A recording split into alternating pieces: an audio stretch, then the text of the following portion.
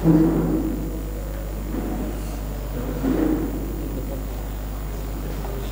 for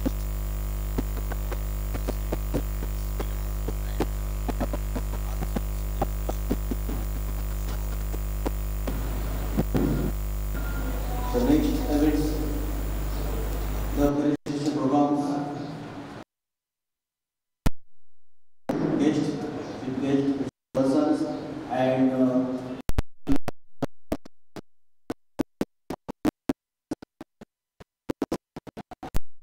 non-teaching staff. Please cooperate us for the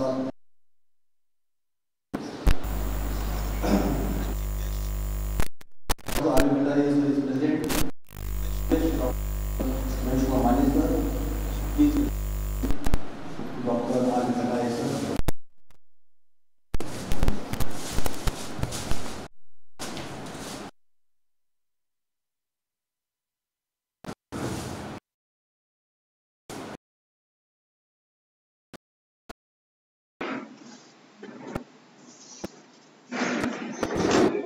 the registration program is ongoing.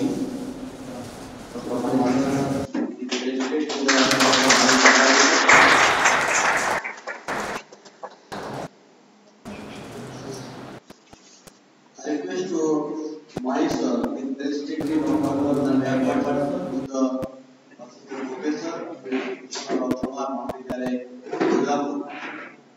Dr. Mahis sir.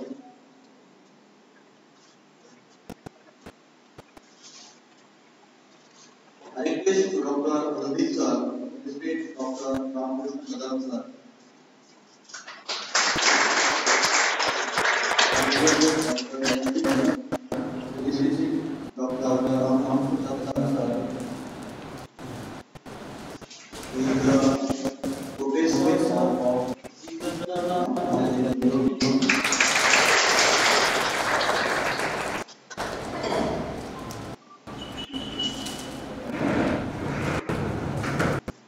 I request Dr. Varma sir, present our vice chancellor Dr.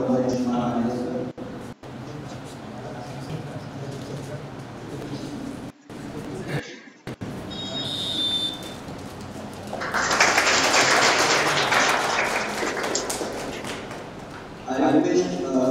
Ramesh sir, present the guest of this event.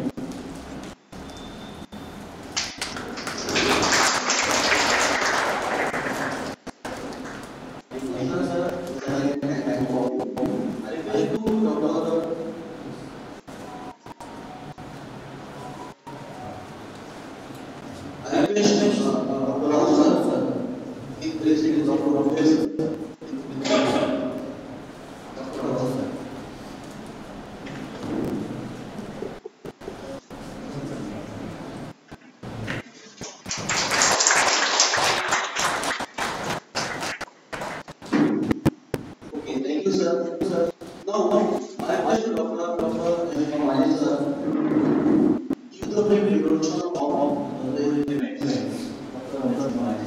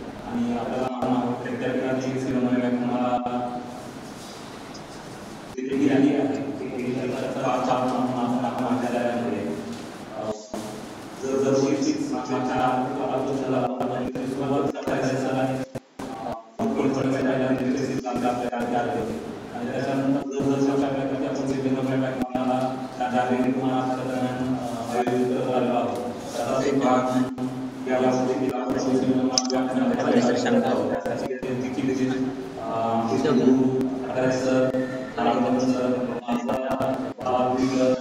मला काय वाटतं या ठिकाणी आपल्या मार्गदर्शन करणार आहे त्याचा मला सर्वांना असे अपेक्षा व्यक्त करतो आणि जसे काही संधी दिली त्याबद्दल मी त्याचा आभार मानतो.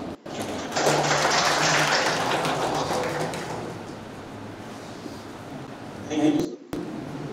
Now I request Dr. Prakash sir to introduce the main model of the event. Dr. Prakash.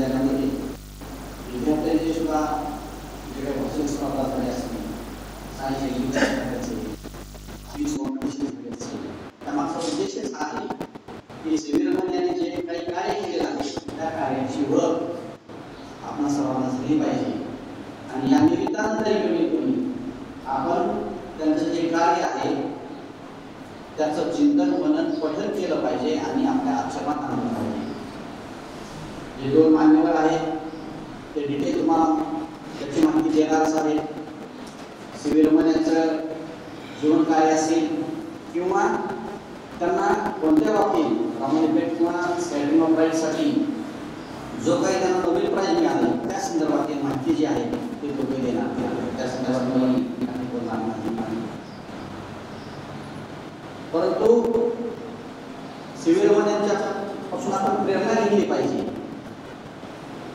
एक वैज्ञानिक दृष्टिकोन आपण बाळगून समाजामध्ये वावरलं पाहिजे. कारण विज्ञानाशिवाय प्रगती शक्य होत नाही. विज्ञान हे नुसतं पाहण्याचं नाही तर आत्मसात करण्याचं आहे. आणि आत्मसात करून आपल्याला त्याला पुढे घेऊन जायचं असेल तर तरुण पिढीची गरज आहे. तेव्हा या कार्यक्रमातून आपण हाच बोध घेतला पाहिजे की आपल्याला प्रश्न पडले पाहिजे. आपण जे काही दैनंदिन जीवनामध्ये विज्ञान जगतो, अनुभवतो, त्याचा वापर आपल्यासाठी आणि समाजासाठी कसा होईल याचा विचार केला पाहिजे. तुम्ही वेगवेगळ्या फॅकल्टीचे विद्यार्थी असाल, आर्ट्स, कॉमर्स, सायन्स, आपण आपल्या टीचरला किती प्रश्न विचारतो याचा विचार केला पाहिजे. समजत असेल तरी चर्चा केली पाहिजे. नाही समजल्यानंतर आपण प्रश्न विचारलेच पाहिजे. कारण म्हणलं असता आपण जर आपले प्रश्न असणार आपले डाऊट असणार ते तर आपण टीचर बरोबर जर आपण शेअर केले तर तेव्हा मित्रांनो मी आपल्याला जास्त वेळ घेणार नाही.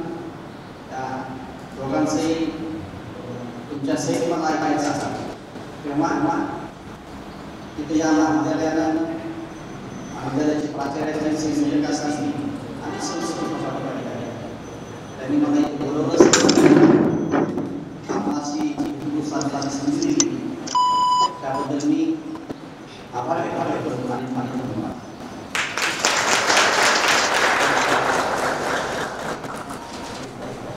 Thank you, sir. Thanks a lot. Just was very full guidance for the science is good for the nation and not for the nation, the world. How science is good for the nation. So now I request Dr. Bhulesh to introduce today's chief guest, Dr. Kadam sir. Dr. Kadam sir.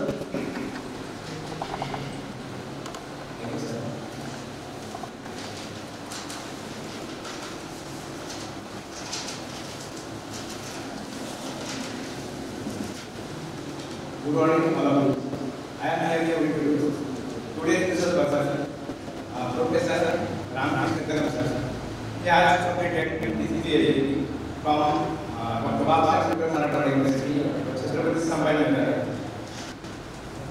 Presently, he is working as a professor in Department of Physics, as a professor at Krishna Mahavidyalaya University. He has published 8 and 35 languages paper. And he has completed 1 major and also 4 minor projects. And also his 9 textbooks.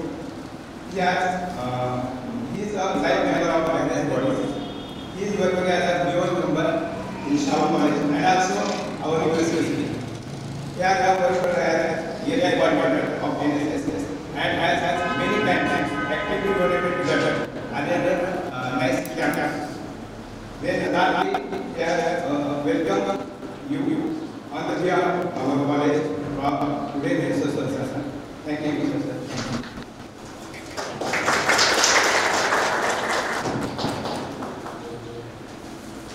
Thanks for the introduction of Dr. Kadam sir. I request Dr. Kadam sir to pick the guidance.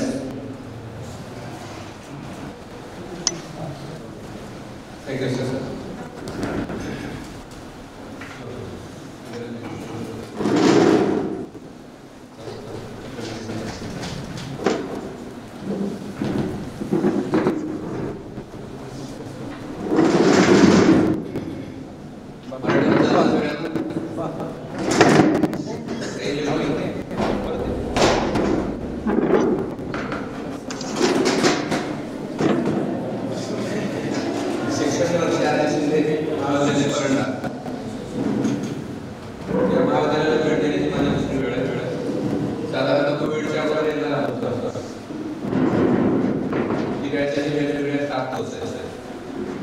विद्यार्थी बदल करतात, शिक्षक retirement घेत असतात.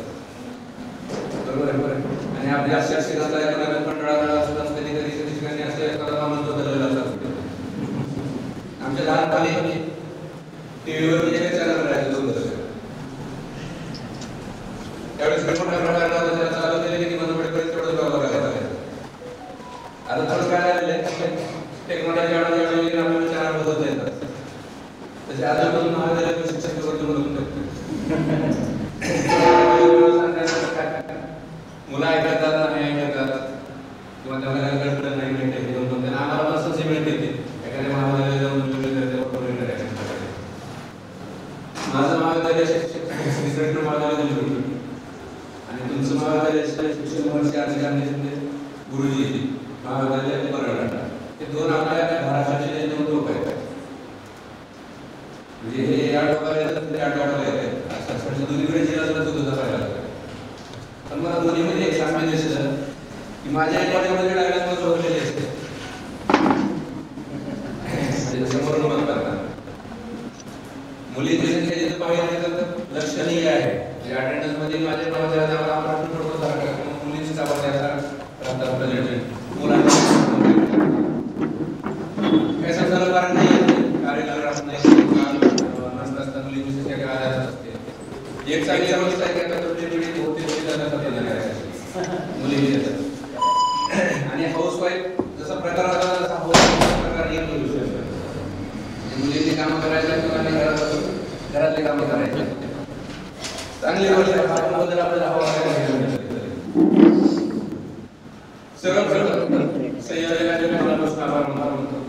माझे मित्र Mahesh Kumar Mane sir आम्ही विभागावर एकत्र काम करतो.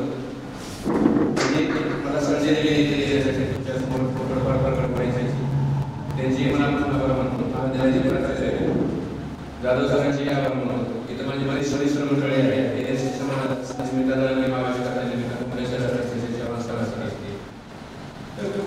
बरेचसे मित्रमंडळी आहेत बोलायला झाले. मला एक माझ्या महाविद्यालयामध्ये बोलून टाळा सिनियर माहिती नसल्याचं कोणाला काही कारण नाही. आपल्या देशामध्ये किंवा आशिया खंडातलं पहिलं नोबेल प्राइज देण्यात दिलेलं आहे. आपण आता नवीन काय करणार असं मी येऊन वेगवेगळ्या काय करणार कारण जन्मतारीख आपल्याला नोबेल माहिती आहे. ज्या तारखेला त्याचं संशोधन ती बदलणारी तारीख नाही आहे किंवा त्यांना नोबेल प्राइज मिळाल्या तारखेला मिळाला ती बदलणारी तारीख नाही आहे. म्हणजे काय असणार आहे तर थोड्या वेगळ्या पद्धतीने मी घ्यायचा प्रयत्न करतो. शिबिर म्हणून याच म्हणजे लाईन आणि लेगसीला बघूया आपल्याला आवडते का नाही येते. सुरुवात म्हणजे आपल्या मुख्य जे अतिथी आहेत ते आहे सर माझे गुरु आहेत आणि आमचे मार्गदर्शक पण आहेत. ते आमच्या योजनेला बांधून आमच्या सोबत त्यांचे आभार मानतो. त्यांनी सुरुवातीलाच मला एक म्हणतो असं गुरु घेत होतो माझ्या विद्यार्थ्यांना काय काय असतं प्रश्न पडला पाहिजे. प्रश्न जर नाही पडल्यानंतर उत्तर शोधण्याची कधीच ताकद निर्माण होत नाही. तर प्रत्येकाला कुठल्या आपल्या जगण्यामध्ये जर प्रश्न नाही पडले ना तर चमत्कार वाटायला त्याच्या पाठीमागे सायन्स शोधायला कधी प्रयत्न नाही झाला.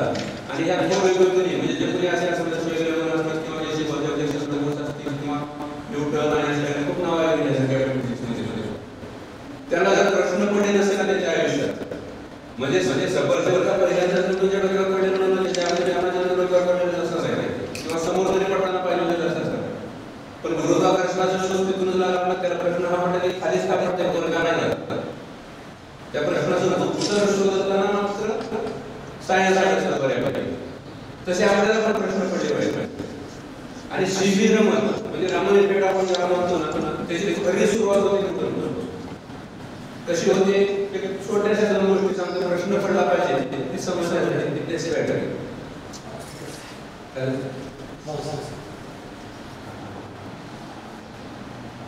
फोटो नाही ठीक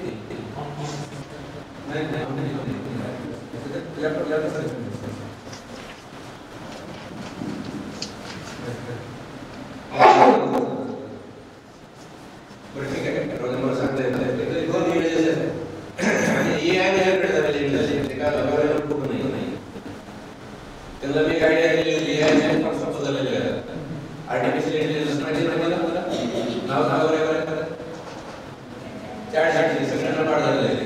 आता नवीन परवा एका फॉलो करतात तो चॅनलचा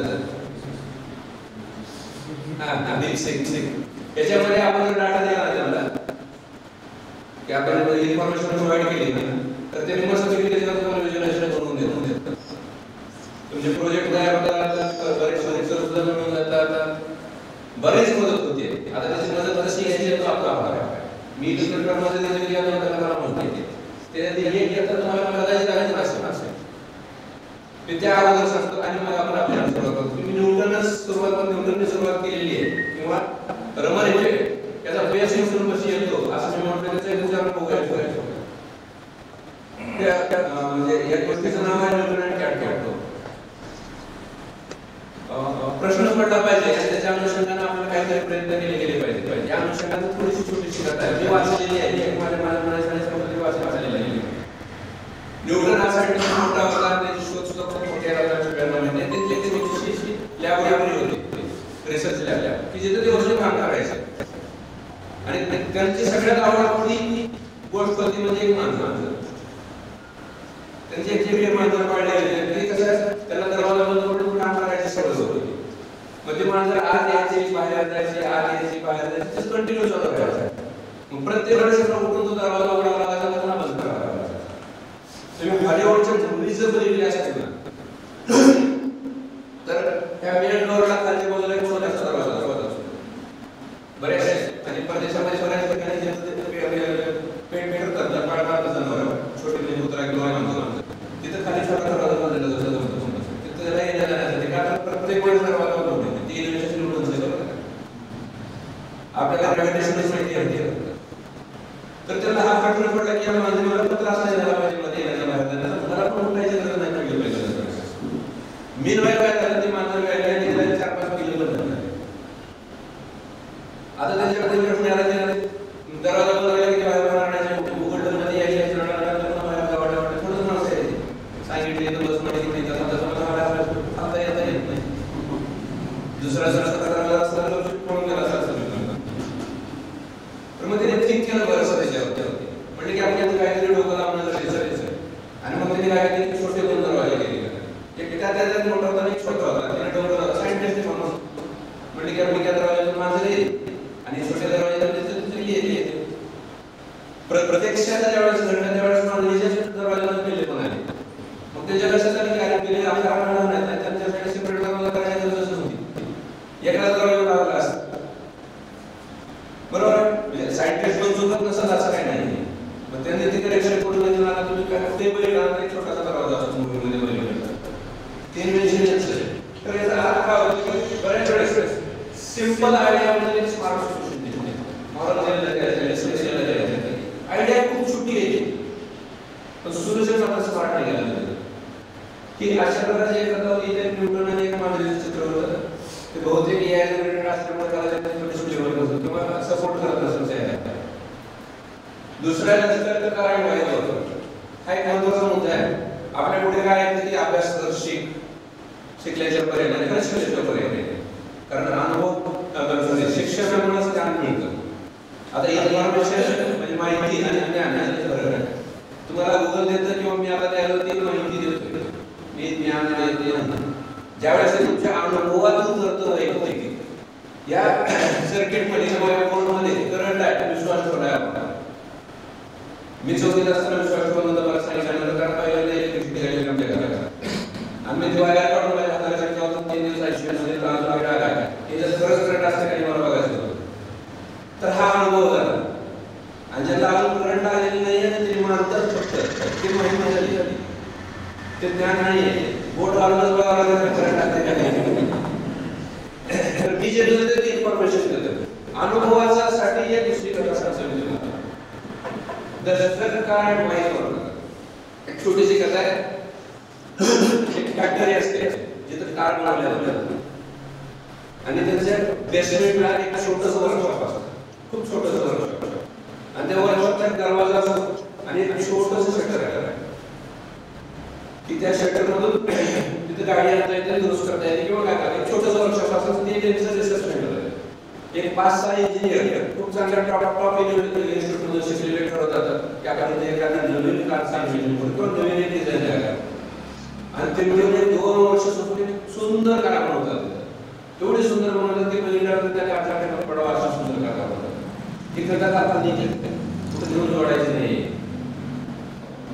खूप सुंदर कार बनवतात.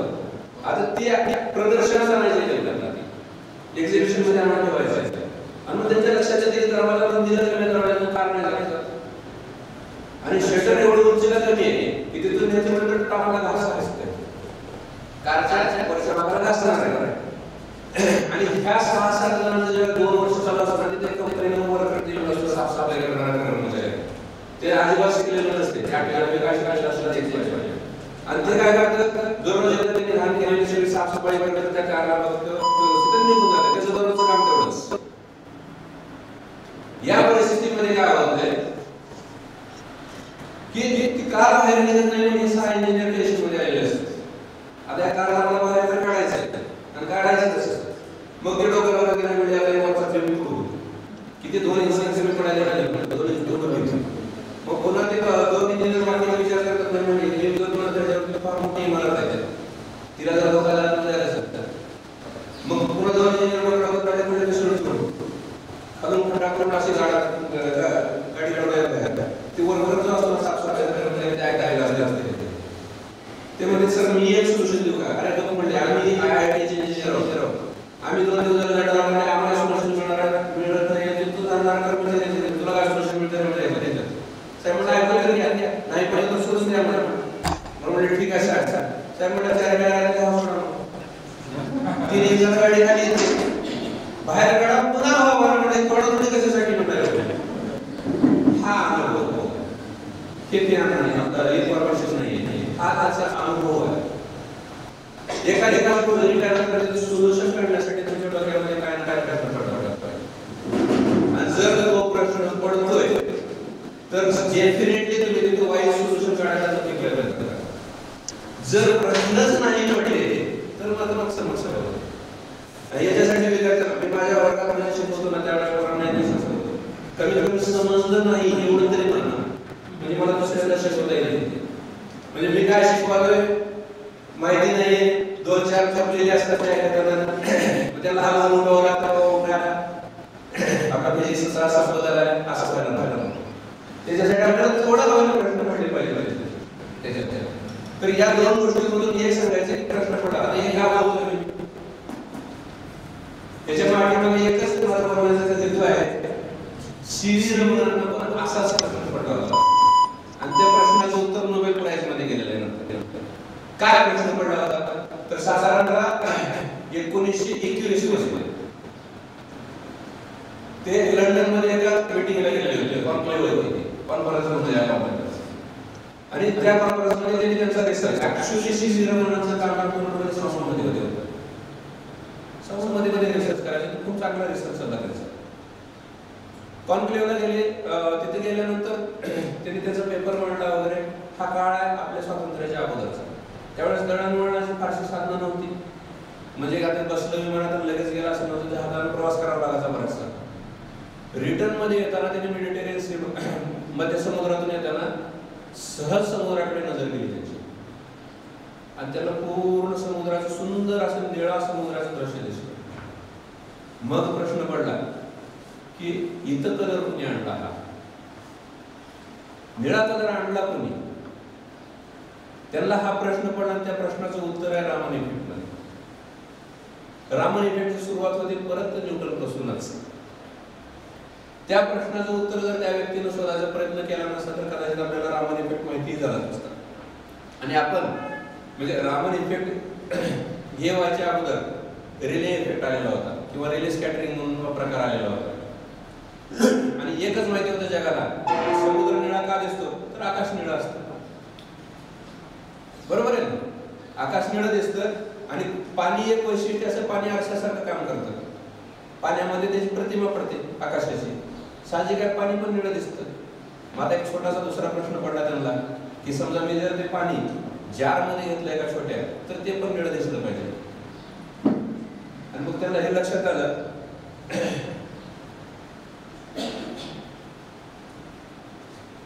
की जारमधलं पाणी निळं दिसत नाही, समुद्रातलं पाणी मात्र नक्की निळं दिसतं. हा फरक का? आणि हा फरक शोधता शोधता मग त्यांना रामन इफेक्ट सापडला. सुरुवात करतो मी परत न्यूटन पासून. न्यूटनने आणखी एक गोष्ट चांगली सुंदर सांगितली होती आणि त्यांनी सगळ्यात अगोदर प्रिझम सारख्या वस्तूमधून लाईट गेली तर त्याची स्कॅटरिंग होते. सगळ्यात अगोदर त्यांनी सांगितलं. स्कॅटरिंग म्हणजे काय?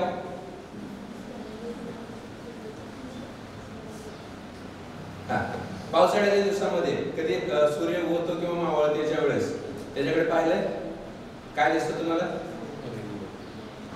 मराठीतून सांगा, इंग्रजीमधून सांगा, काय नाही फरक पडत. जोरात ऐकून यायला मला आणखी इंद्रधनुष्य दिसतं. बरोबर आहे. किती कलर असतात सांगा बरं? कलर कोणते कोणते?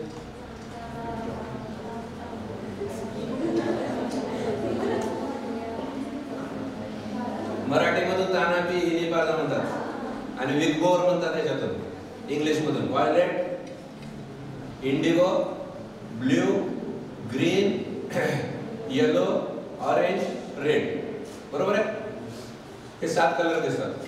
असे का बरं दिसत नाही? ते रेग्युलर त्या पर्टिक्युलर कंडिशन मध्येच का बरं दिसतात? उन्हाळ्यात दिसली पाहिजेत ना.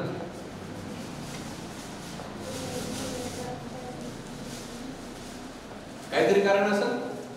काय कारण असतं नेमकं त्याच दिवसामध्ये दिसण्याचं? साधारणतः वॉटर मॉलिक्यूल असतात ना, छोटे छोटे वॉटर पार्टिकल, त्या काळामध्ये वातावरणात खूप मोठ्या प्रमाणात पसरलेले असतात आणि ते वॉटर पार्टिकल प्रिझम सारखं काम करतात. सूर्यापासून आपल्यापर्यंत येते ती ऑर्डिनरी लाईट. आणि या लाईटला एक शब्द आहे, क्रोमॅटिक लाईट म्हणतात. It consist 7 colours. ही जी लाईट येते ना आपल्या डोळ्यापर्यंत त्याच्यामध्ये 7 कलर आहेत. 7 कलर म्हणजे 7 वेगवेगळ्या वेव्हलेंथ आहेत. 7 वेगवेगळ्या वेव्हलेंथ आहेत. आपल्या डोळ्याची ती कॅपॅसिटी नाहीये की त्या 7 वेगवेगळ्या करून बघायच्या. प्रिझम सारख्या एखाद्या वस्तूमधून जर ती पास झाली तर ती लाईट स्कॅटर होते, म्हणजे त्याच्या सगळ्या वेव्हलेंथ सेपरेट होतात आणि तुम्हाला 7 कलरचा वेगवेगळा पॅटर्न दिसतो. आता आपल्या डोळ्यांना बघता येतो तो कलरचा पॅटर्न. त्याच्यात सुद्धा एक मेक आहे. व्हायलेट कलरची वेव्हलेंथ ही सगळ्यात कमी आहे आणि रेड कलरची वेव्हलेंथ ही सगळ्यात जास्त आहे. तर होतं काय? रेड कलर हा कमी डेव्हिएट होतो आणि व्हायलेट कलर हा सगळ्यात जास्त डेव्हिएट होतो. डेव्हिएशन म्हणजे वळण. त्याचा मूळ रस्ता जो आहे तो रस्ता सोडून वळण आले. तुम्हाला ती इमेज घेता आलेली नाहीये, नाहीतर ते दाखवता आले असते तुम्हाला. तर व्हायलेट कलर हा सगळ्यात जास्त डेव्हिएट होतो. व्हायलेटच्या जस्ट नंतरचा कलर आहे ब्ल्यू. आता हा पण प्रश्न पडला पाहिजे, पण ते नंतर आपण चर्चा करूयात त्याच्यावरती. तर व्हायलेट कलर किंवा ब्ल्यू कलर सगळ्यात जास्त डेव्हिएट होतो आणि न्यूटननं सांगितले की स्कॅटरिंग होते.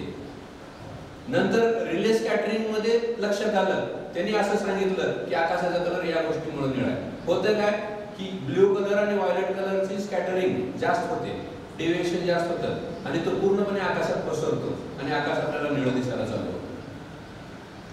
आणि आता पसरवण्याचं काम कोण करतं? तर तिथं डस्ट पार्टिकल किंवा ऑक्सिजन आणि नायट्रोजन, वातावरणामध्ये सगळ्यात जास्त मॉलिक्यूल हे आहेत. कारण नायट्रोजनचं प्रमाण 78%, ऑक्सिजनचं प्रमाण नियरली 20%, म्हणजे सगळ्यात जास्त वायू 2 हे आहेत. याच्या मॉलिक्यूलला ज्यावेळेस सनलाईट इन्सिडेंट किंवा टक्कर देते त्यावेळेस तिथे स्कॅटरिंग होते आणि त्या स्कॅटरिंग मध्ये व्हायलेट आणि ब्ल्यू तसंच इंडिगो पण हे कलर जास्त स्कॅटर होतात आणि आपल्याला आकाश निळं. आता प्रश्न हा पडतो, व्हायलेट का दिसत नाही? जांभळं दिसलं पाहिजे ना, निळं का बरं दिसतं आकाश? आकाश निळं दिसतं, जांभळं नाही दिसत. त्याच्या पाठीमागं पण एक कारण आहे. ऑर्डिनरी लाईट मधला जो स्पेक्ट्रम आहे येणारा, त्याच्यामध्ये ब्ल्यू कलरची इंटेन्सिटी जास्त आहे. म्हणजे व्हायलेट, इंडिगो आणि ब्ल्यू मध्ये ब्ल्यू कलरची इंटेन्सिटी जास्त असते, तीव्रता. आणि दुसरा पार्ट, आपल्या डोळ्यामध्ये एक अशी व्यवस्था आहे की आपले डोळे व्हायलेट कलर पेक्षा ब्ल्यू कलरला जास्त सेन्सिटिव्ह आहेत. जांभळ्या कलर पेक्षा निळ्या कलरला आपण चांगले बघू शकतो डोळ्यांना आपल्या. ते आपल्याला पण माहिती नाही, पण त्याच्यात एक बायोलॉजिकल नाव माहिती नाही मला, बायोलॉजीवाल्यांना माहिती असेल कदाचित. एक पिगमेंट आहे डोळ्यामध्ये आणि तो पिगमेंट ब्ल्यू कलरला जास्त ऍक्टिव्ह असतो. याचं हे कारण आहे की आपल्याला कंबाईन इफेक्ट दिसतो. व्हायलेट, इंडिगो आणि ब्ल्यूचा कंबाईन इफेक्ट निळा दिसतो सगळं. आकाश निळं झालं, नो प्रॉब्लेम. मग आकाशामुळे समुद्राचं पाणी निळं होतं का? स्कॅटरिंग होते कोण सांगितलं? लाईट स्कॅटर होते किंवा 7 कलरचा पॅटर्न येतो कोण सांगितलं? न्यूटन. आकाश निळं दिसतं हे कोण सांगितलं? रिले स्कॅटरिंग सांगितलं, त्यांनी सांगितलं. आता इथे एक फरक आहे. इन्सिडेंट लाईट सूर्यापासून येणारी लाईट आणि त्याच्यानंतर स्कॅटर होणारी लाईट, इथं वेव्हलेंथ मध्ये फरक पडत नाही. इन्सिडेंट वेव्हलेंथ आणि इमर्जिंग वेव्हलेंथ सेम राहतात. आणि या वेव्हलेंथचा किंवा या एनर्जीचा विचार केला तो रामनाने. आणि मग त्यांनी म्हणले की जर समजा आकाशाचं प्रतिबिंब पाण्यात पडते म्हणून पाणी निळं दिसतंय, तर या कंडिशन मध्ये हे पण निळं दिसलं पाहिजे, त्या जार मध्ये घेतलेलं पाणी पण निळं दिसलं पाहिजे. ते का पण निळं दिसत नाही? मग तो प्रश्न शोधण्यासाठी त्यांनी त्यांचा एक विद्यार्थी होता PhDचा, कृष्णन म्हणून, त्यांची इनिशियल आठवत नाहीत मला, त्या विद्यार्थ्याला सांगितले की आपल्याला याच्यावरती प्रयोग करायचा. तर साधारणतः 1921 मधली घटना आहे की त्याने विचार केला की ब्ल्यू म्हणजे निळा का दिसतो. आता ते बघायच्या अगोदर थोडं CV रामन सरांचा आपण इंट्रोडक्टरी पार्ट घेऊया की जो तुम्हाला ऑलरेडी माहिती आहे की त्यांचा जन्म 1888 मधला आहे, 7 नोव्हेंबरला. त्यांचं पूर्ण नाव चंद्रशेखर वेंकटरामन किंवा आपण त्यांना CV रामन या नावाने ओळखतो. आणि लाईट स्कॅटरिंगसाठी यांना ओळखलं जातं. खऱ्या अर्थानं नोबेल प्राइज जर याचं मिळालं नसेल तर CV रामन यांचं काम साऊंड मध्ये पण खूप चांगलं आहे. ते मूळ सायंटिस्ट जे आहे ते साऊंडचेच आहे. हा एक प्रश्नानं त्यांना इथपर्यंत नेलेलं आहे, एका प्रश्नानं फक्त. आणि भारतीय तसेच आशिया खंडातलं फिजिक्सचं पहिलं नोबेल प्राइज मिळवण्याचा मान्य होता. आणि रामन इफेक्ट 1928 मध्ये मिळाला. 1921 ला प्रश्न पडला. 7 वर्ष सतत लॅबोरेटरी मध्ये काम करण्यात आलं आणि त्याच्यानंतर त्याला डिस्कव्हरी जी झाली ती 1928 मध्ये. त्याचा सुरुवातीचा पार्ट आहे हा कालावधी आयुष्यामधला, ज्या कॉलेजमध्ये त्यांनी शिकले आणि तिथं थोडा कालावधीसाठी काम पण केलं ते प्रेसिडेन्सी कॉलेज मद्रासचं. त्यांचे वडील लेक्चरर्स होते मॅथमॅटिक्स आणि फिजिक्स. आणि यांचं वैशिष्ट्य असं आहे की साधारणतः आपण पहिली, दुसरी, तिसरी, 10वी पर्यंत जातो, नंतर 11वी 12वी करतो, नंतर BSc MSc वगैरे करतो. त्यांना 2-2 वर्ष एकत्र शिकायला मिळालं. साधारणतः 11व्या वर्षी 10वी, 13व्या वर्षी 12वी झालेली आहे त्यांची. अर्ली एज मध्ये खूप शिकायला मिळालं. म्हणजे त्यांचं टॅलेंट पाहून त्यांना तशी पद्धतीनं स्टेप वाढवून देण्यात आलेलं आहे शिक्षणामधल्या. त्यांनी BA केलेलं. त्यावेळेस BA आणि MA हे सायन्सचे पण होते, आजही आहेत काही. MA मॅथमॅटिक्स वगैरे आहे आणखी आजही. असं नका वाटतं की BSc न लिहिता त्यांनी BA का बरं लिहिलेलं आहे. तर हे डिग्री होत्या त्यावेळेसच्या. आणि पहिला रिसर्च पेपर वयाच्या 18व्या वर्षी पब्लिश झाला त्यांचा. हे करिअरचा सुरुवातीचा कालावधी आहे. इंडियन फायनान्स त्यांनी त्यावेळेस UPSC म्हणजे आजची जी UPSC आहे तसं त्यावेळेस सिव्हिल सर्व्हिसची एक्झाम देऊन ते फायनान्स सर्व्हिसेस मध्ये 1907 ला स्वतःला जॉईन करून घेतलं.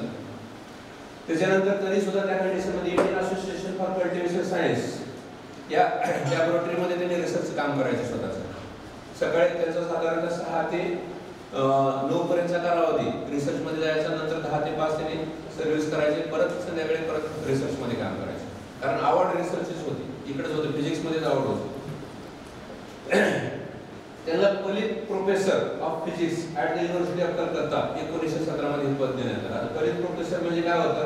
Prestigious academic title awarded to distinguished professor in physics and chemistry at the university of Calcutta. University of कलकत्त्याचं एक वैशिष्ट्य होतं की खूप प्रेस्टिजियस अवॉर्ड होता तो एखाद्या प्रोफेसरला दिला जाणार. This position gave him freedom to conduct independent research, which led to discovery of the Raman effect. या पोझिशनमुळे त्याला काय फायदा झाला की त्याला इंडिपेंडंट रिसर्च करण्यासाठी आता त्याला कोणी अडवणार नव्हतं, कोणी विचारणार नव्हतं. यायचं लॅबोरेटरीमध्ये काम करायचं, तुमचं काम बघत राहायचं. आणि यानेच एक्सपेरिमेंटल रिसर्च मध्ये एनकरेज केलं सगळ्यांना. आता इथे आपण डिस्कव्हरी ऑफ रामन इफेक्ट. तर त्याच्या अगोदर एनकरेजमेंट मध्ये येतो.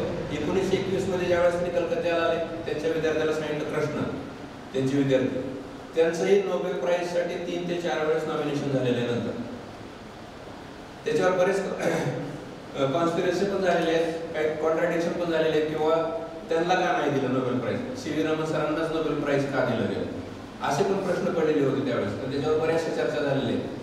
त्यानंतर कृष्णन यांनीच छेद दिला की नाही, म्हणले की ती डिस्कव्हरी त्यांचीच आयडिया होती. आता आयडिया होती म्हणजे काय होतं ते पण बघूयात. तर त्यांनी आल्यानंतर त्याच्या विद्यार्थ्याला सांगितले की तुझा थेरॉटिकल रिसर्च खूप झाला म्हणजे आता थोडं प्रॅक्टिकल रिसर्च करून बघूयात. मला असा प्रश्न पडला म्हणजे की समुद्राचं पाणी समुद्रात असताना निळं दिसतं, जारमध्ये घेतल्यानंतर पांढरं दिसतं. म्हणजे समुद्रात असतानाच निळं का बरं दिसतं हा प्रश्न पडला म्हणजे आपण त्याचा शोधण्याचा प्रयत्न करूयात थोडा. आणि मग त्याचा एक्सपेरिमेंट चालू झाला. एक लक्षात घ्या, रामन इफेक्ट हा मोनोक्रोमॅटिक लाईट वरती मिळणारा इफेक्ट. तो सनलाईटला मिळत नाही, डायरेक्ट सनलाईटला, ऑर्डिनरी लाईटला मिळत नाही. तिथं तुम्हाला सिंगल कलरचीच लाईट लागते.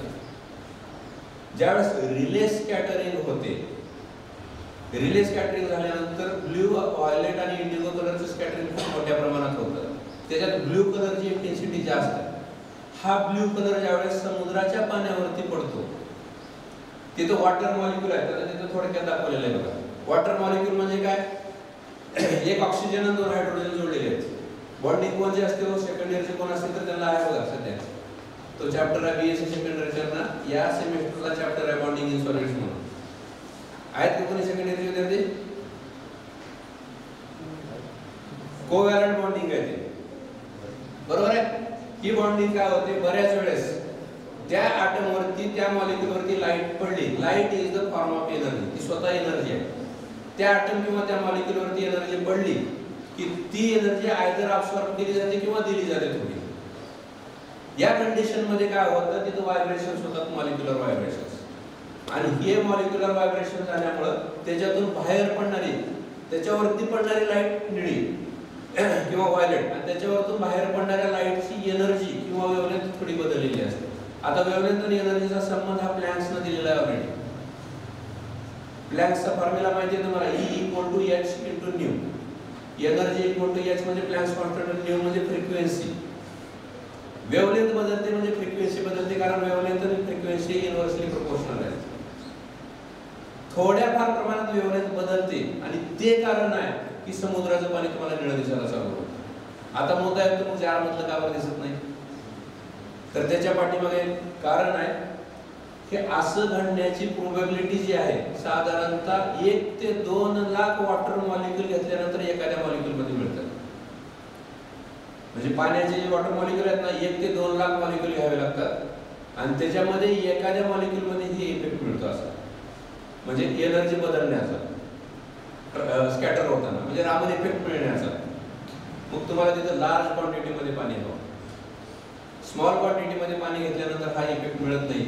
हे एकमेव कारण आहे की त्याच्यामुळे फक्त समुद्राचंच पाणी निळं दिसतं. छोट्या क्वांटिटीमध्ये जर आपण पाणी घेतलं तर ते पाणी निळं दिसत नाही. त्याच्या पाठीमागचं कारण हे आहे की खूप लार्ज क्वांटिटीमध्ये ज्यावेळेस पाणी असेल त्यावेळेस तिथं पडणाऱ्या लाईटची पण तेवढीच तीव्रता मोठी असेल किंवा इंटेन्सिटी जास्त असणार आहे, आणि त्या कंडिशनमध्ये तिथं मिळणारा इफेक्ट पण जास्त मिळतो. आणि मग त्यावेळेस ते समुद्राचं पाणी निळं दिसायला चालू होतं. This is called as Raman effect. की इन्सिडेंट वेव्हलेंथ ही मोनोक्रोमॅटिक असली पाहिजे, सिंगल कलर असला पाहिजे, आणि बाहेर पडताना त्याची एनर्जी एकतर वाढली पाहिजे किंवा कमी झाली पाहिजे.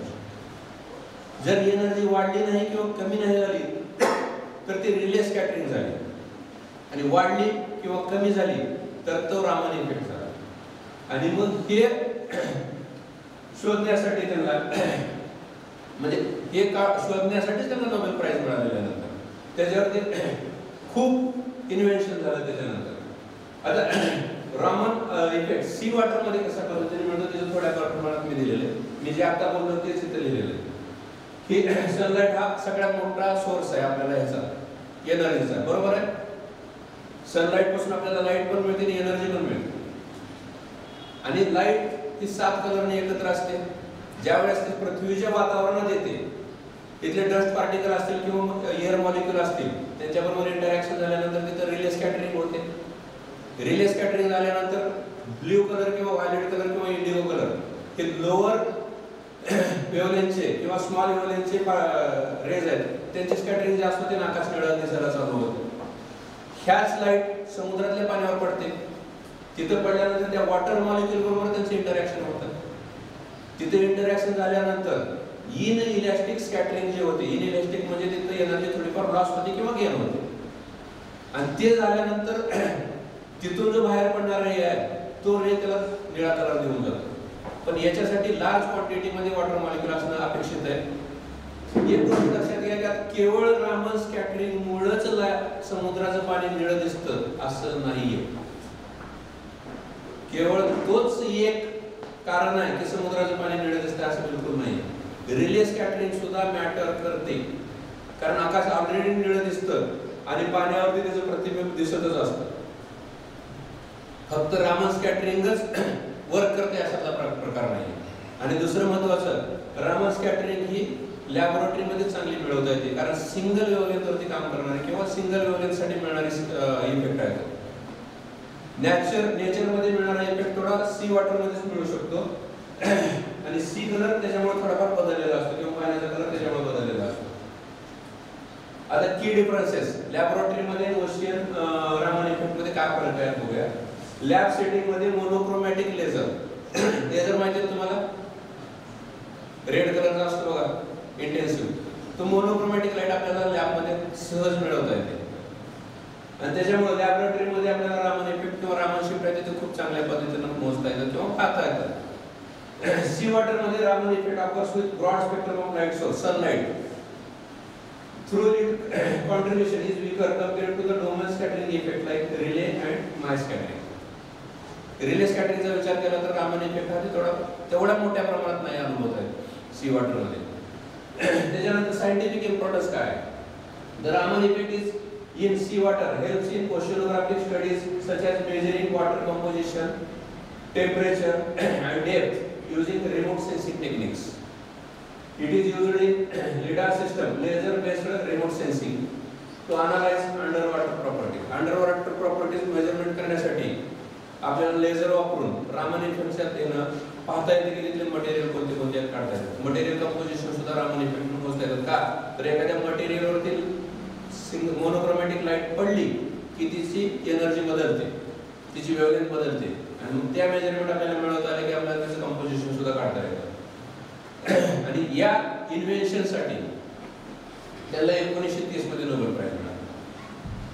आता या नोबेल प्राइजची पण कथा खूप चांगली आहे, थोडक्यात सांगतो. कृष्णन हा त्यांचा विद्यार्थी, त्याला सांगितले की बाबा मला असा प्रश्न पडलेला तो शोधायला चालू होता. त्यांनी 21 पासून 28 पर्यंत कंटिन्यू त्याच्यावरती काम केलं. त्यांनी सल्ला म्हणजे किंवा गायडन्स करायला त्यांनी होते सोबत. थेरी तर किंवा त्याच्या पाठीमागेला मूळ मुद्दा तर रामन सरांनाच माहिती होता. आणि मग तिथं काय झालं, त्यांनी तो काढलाही शोधून. 28 फेब्रुवारी 1928 ला ते प्रॅक्टिकल त्यांनी पहिल्यांदा सगळ्या म्हणजे जी सायंटिफिक कम्युनिटी ते त्यांच्यापुढे प्रेझेंट केलं. म्हणजे जगासमोर पहिल्यांदा इफेक्ट आला की असं असं होते. लॅबोरेटरीमध्ये त्यांनी करून दाखवलं, तो रामन स्पेक्ट्रोग्राफ आहे दाखवलेला, त्यांनी स्वतः वापरलेला आहे, जगासमोर मांडलं.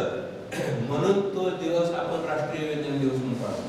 शक्यतो कुठलाही दिवस म्हटलं की जयंती किंवा पुण्यतिथीच वाटते आपल्याला.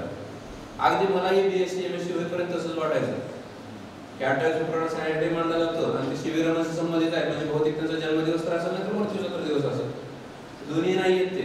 ऍक्च्युली त्यांनी पहिल्यांदा जगासमोर तो मांडला म्हणून तिथे आलेला आहे, तारीख घेतलेली आहे 28 फेब्रुवारी 1928. मीनवाईल काय झालं, त्यांनी तो रिसर्च पेपर पब्लिश करायचा प्रयत्न केला. आता मजा कशी असते, खूप सायंटिफिक जर्नल्स आहेत आजकाल, लाखोनी मिळतात तुम्हाला. तुम्ही जरा हटके रिसर्च केला आणि जर तो पुढल्याला नाही समजला तर अडचण होते. आणि मग काय होतं की त्याला नाकारलं जातं. एक आइन्स्टाईनची किस्सा आहे, तुम्हाला एक छोटे सांगतो नाकारलं जाण्यावरूनच. त्याने ज्यावेळेस सगळ्यात सुरुवातीला थिअरी ऑफ रिलेटिव्हिटी मांडली, मलाही समजलेलं नाही अजून, त्याने जगासमोर मांडली थिअरी ऑफ रिलेटिव्हिटी. मग ती कुणालाच समजलेली नव्हती आणि त्यांना नोबेल प्राइज तर द्यायचं होतं. मग थिअरी ऑफ रिलेटिव्हिटीसाठी नाही दिलेलं त्यांना, फोटो इलेक्ट्रिक इफेक्टसाठी नोबेल प्राइज दिले आइन्स्टाईनला. त्याचा सगळ्यात मोठं इन्व्हेन्शन तर थिअरी ऑफ रिलेटिव्हिटी आहे. आणि तुमच्या माहितीच तो सांगतो, ग्रॅव्हिटेशनल वेव्हज ह्या डिटेक्ट होऊ शकतात. हे साधारणतः 100-125 वर्षापूर्वी 1905 च्या आसपास त्यांनी सांगितलं होतं आइन्स्टाईनला. मजा माहिती आहे का तुम्हाला, आपल्याला कोणालाच माहिती नाहीये, त्या महाराष्ट्रात डिटेक्ट झालेत. कोणाला माहिती आहे का तो लिगो एक्सपेरिमेंट होता आपल्या महाराष्ट्रात कुठेतरी, इकडे वाशिम जिल्ह्यात आहे ते आपरेटस, लेझर इन्व्हेंटरी ग्रॅव्हिटेशनल ऑब्झर्वेटरी म्हणून काय आहे, मला तर एक्झॅक्टली तसं हे नाहीये. आपल्या महाराष्ट्रात आहे ते आणि ग्रॅव्हिटेशन फील्ड डिटेक्ट झाली नंतर म्हणजे सनलाईट डोळ्याला डिटेक्ट होते, गॅमा रेडिएशन किंवा एक्सरे साठी वेगवेगळे डिटेक्टर आहेत. ग्रॅव्हिटेशन फील्ड साठी डिटेक्टर नव्हता, 100-125 वर्ष लागले त्यासाठी. तर आईन्स्टाईनने ज्यावेळेस थिअरी ऑफ रिलेटिव्हिटी मांडली, एक पत्रकार गेला त्यांच्याकडे आणि सर म्हणे तुम्ही अशी थिअरी मांडली आहे की जगात कुणालाच माहिती नाही. मी असं ऐकलंय म्हणे की फक्त 2च माणसांना थिअरी कळाली म्हणे.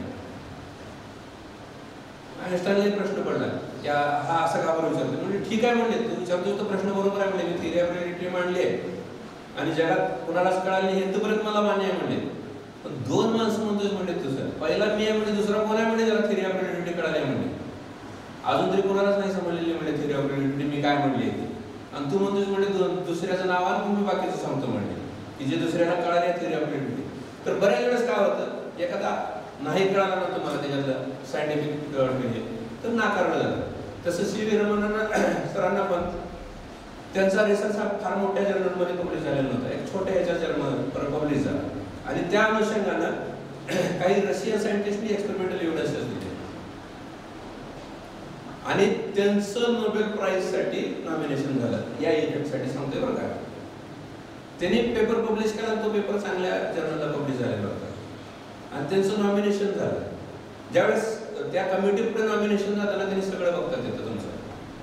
त्यांनी काय पाहिलं की रशियन सायंटिस्टनी जो पेपर पब्लिश केलेला आहे त्या पेपरमध्ये पूर्ण वाचल्यानंतर एका ठिकाणी एक वाक्य आलेलं होतं की हे आयडिया त्यांनी कुठून घेतली तर सी.व्ही. रमण यांची आयडिया घेतली. त्यांनी तिथे मेन्शन केलेलं होतं की this idea is taken from this paper which is published by doctor C V. Raman. आणि मग त्या कमिटीच्या लक्षात आलं की याची मूळ आयडिया सी.व्ही. रमण सरांची आणि मग ते नॉमिनेशन कॅन्सल केलं गेलं आणि नोबेल प्राइज सी.व्ही. रमण सरांना मिळाला. मग मुद्दा येतो की त्यांच्या विद्यार्थ्यांना पण एकत्रित मिळायला पाहिजे होतं. पण ज्यावेळेस हा जगासमोर मांडला गेला रिसर्च त्यावेळेस पूर्णपणे मांडलं ते सी.व्ही. रमण सरांनीच मांडलं. एक्सपेरिमेंटल वर्क त्या विद्यार्थ्यांनी केलं होतं. 25 ते 30 वर्ष हा गोंधळ चालला. सी.व्ही. रमण सरांनी त्यांच्या बऱ्याचशा भाषणामध्ये त्यांच्या विद्यार्थ्याला पूर्ण श्रेय दिलेलं आहे. पण एक गोष्ट लक्षात घ्या, एक्झिक्युशन पेक्षाही आयडियाला फार महत्व असतं. आयडिया ही सी.व्ही. रमण सरांचीच होती आणि हे पेटंट दिले गेले ते त्या आयडियाला दिले. त्याच्यानंतर त्याला एक्सपेरिमेंटल हे आणण्यात आलं आणि ते बसवण्याचं काम त्यांच्या विद्यार्थ्यांना केलं आणि ऍक्टिव्ह रोल होता त्या विद्यार्थ्याला कृष्णन यांचा. तर त्यांचंही 3 ते 4 वेळेस नोबेल प्राइज साठी नॉमिनेशन झालेलं होतं. रामन स्पेक्ट्रोस्कोपी कशासाठी वापरण्यात येते? Developed as an analytical technique used to study molecular vibrations, chemical compositions, important in fields like medicine, chemistry, material science, basis for modern Raman spectrometers, realization, non-destructive material analysis. याच्यासाठी वापरलं जातं. Contribution to science Raman सरांचं work on optics, acoustics and crystallography, studied blue color of the sea and its scattering properties. Researched the physics of musical instruments. ते साऊंडचे हे होते researcher होते मूळ, म्हणून त्याचे म्युझिकल इन्स्ट्रुमेंट मधला सुद्धा खूप चांगला रिसर्च आहे. Investigated the structural and properties of diamond. Diamond मधून एखादा कलर पास केल्यानंतर त्याचा जो स्पेक्ट्रम येतो त्या स्पेक्ट्रम मध्ये खूप मोठ्या प्रमाणात स्टडी केलेली आहे त्यांनी. त्याचे 200 पेक्षा जास्त रिसर्च पेपर पब्लिश झालेले आहेत.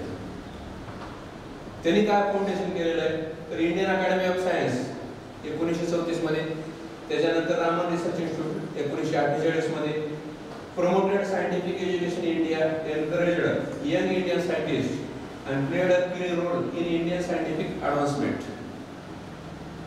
त्यांना अवॉर्ड पण मिळाले खूप. 1930 मध्ये नोबेल प्राइज मिळालं. त्याच्यानंतर 1956 मध्ये भारताच्या स्वातंत्र्यानंतर आपल्या देशाने त्यांना भारतरत्न या अवॉर्डनं हे केलेलं आहे. त्याच्यानंतर लेनिन पीस प्राइज 57 मध्ये, नाईट बॅचलर प्राइज 1929 मध्ये. आजकालच्या मॉडर्न सायन्स मध्ये रामन इफेक्ट कुठं कुठं वापरला जातो बघा. फॉरेन्सिक सायन्स मध्ये वापरला जातो मटेरियल अनालिसिस साठी, फार्मास्युटिकल रिसर्च मध्ये वापरला जातो मेडिसिनचं कंपोजिशन अनालिसिस करण्यासाठी. त्याच्यानंतर नॅनो टेक्नॉलॉजी मटेरियल सायन्स मध्ये मी असेल किंवा तुमचे महेश माने सर असतील, आमचे जे मटेरियल बनवले जाते विद्यार्थ्यांचे तिथं आम्ही रामन स्पेक्ट्रा घेतो आणि त्याचा ब्लू शिफ्ट आहे किंवा रेड शिफ्ट कसा असतो त्याच्यावर अनालिसिस चालतं रिसर्च मध्ये.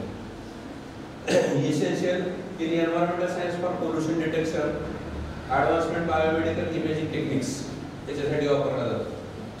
Legacy and impact. आता याचा इम्पॅक्ट काय पडला?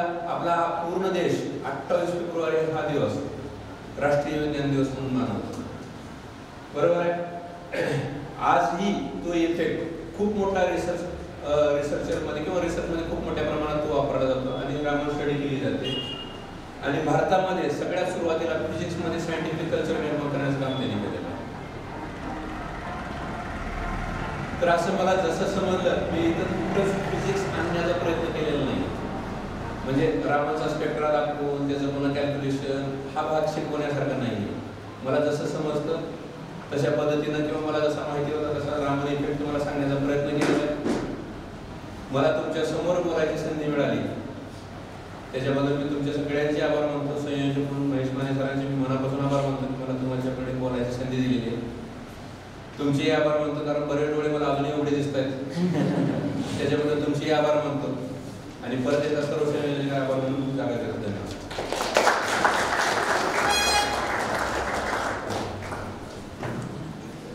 Thank you, sir. Thank you very much. You guided us very briefly speed one and the history and the life of the chairman. Thanks, sir. Now I request Dr. Akshay Kumble sir, please introduce the second chief guest, Dr. Mandar Gaikwad. Dr. Akshay Kumble sir.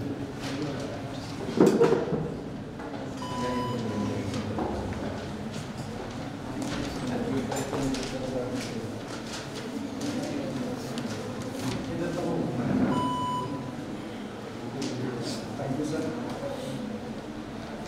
It gives me an immense pleasure to welcome and introduce our today's second resource person, Dr.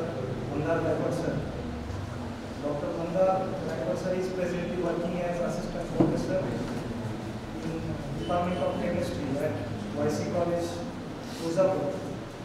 Prior to that, he was head of the Department of Entrepreneurship in Locomotive Science and Entrepreneurship College at Vadara, North Solapur.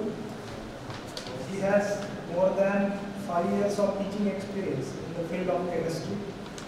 He is also BOS subcommittee member on MSc Entrepreneurship panel at PH Solapur University, Solapur. So far, he has published 4 research papers in various reputed international and national journals. And at the same time, he has also participated as well as presented his research work in more than 50 national, international, state level conferences, symposia and workshops. Also, Dr. Mandar sir has life member of the Society for Polymer Science India. So with this brief introduction, now I hand over this mic to the anchor, Dr. Chandra sir. Thank you very much. Request Dr. Gaikwad sir to deliver his talk on.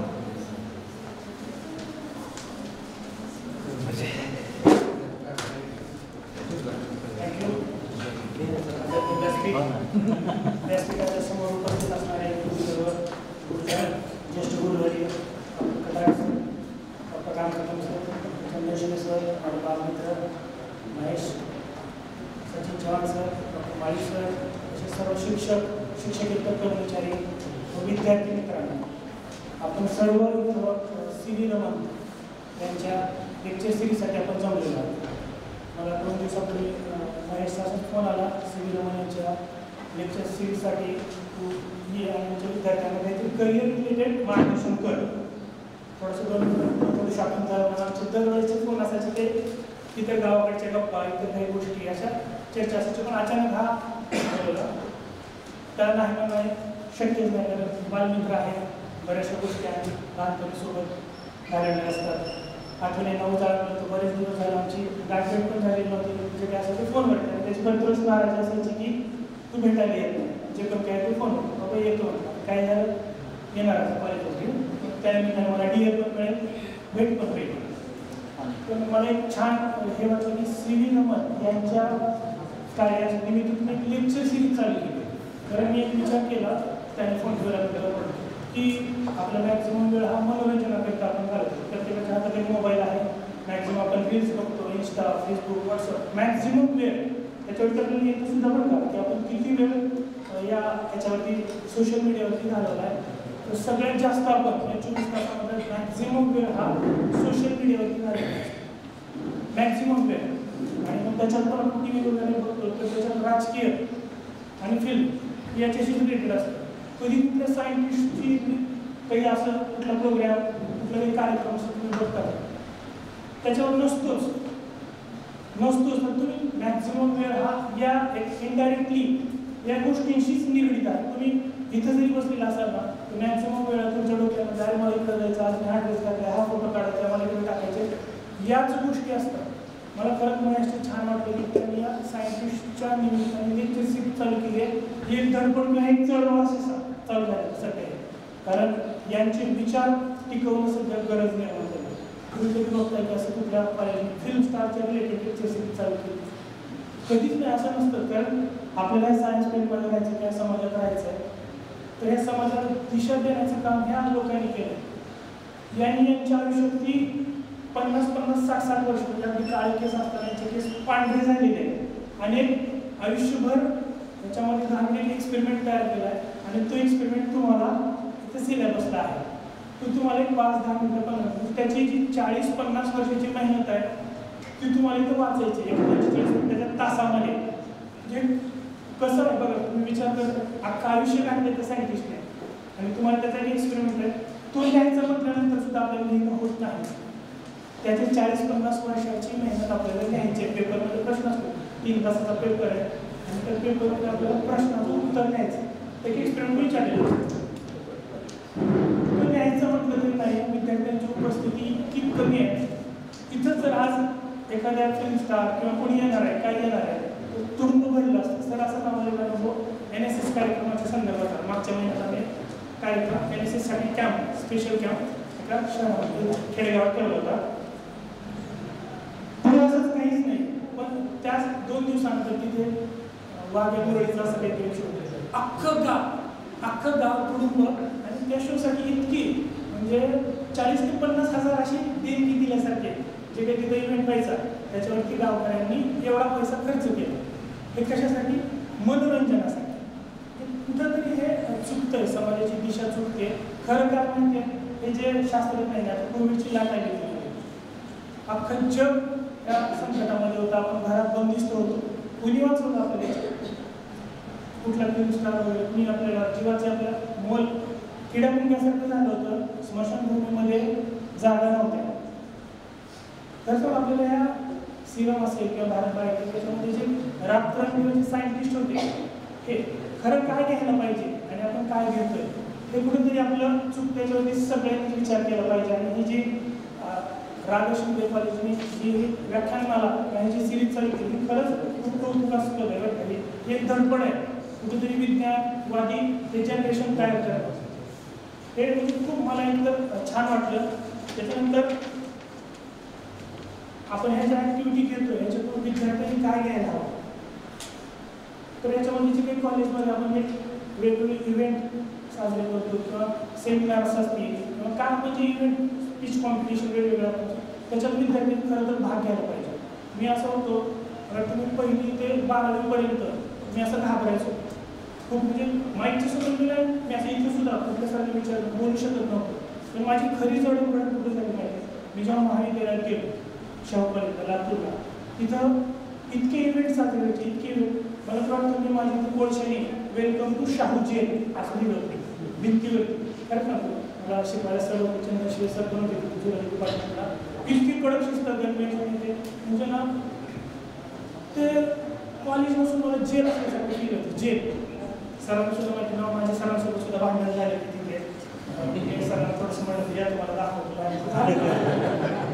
महाविद्यालयात काय sir त्याबद्दल मी आणि माझा मित्र थोडंसं आम्हाला रागवलं होते. त्याच्या रागाने तरुण करत असतं त्यावेळेस तिथे माझी थोडं सरांसोबत कुरकुर झाली, या तुम्ही बाहेर दाखवतो गेटच्या बाहेर असं मी आणि माझा मित्र थोडं बोललो होतो. सरांनी त्याला आठवत 50 दिवसात गेले असते पण मला आठवतं त्यांना शिवसर म्हणते की मला पहिले बाहेर आपण सरांना थोडंसं तिथे पण त्या गोष्टी होतात.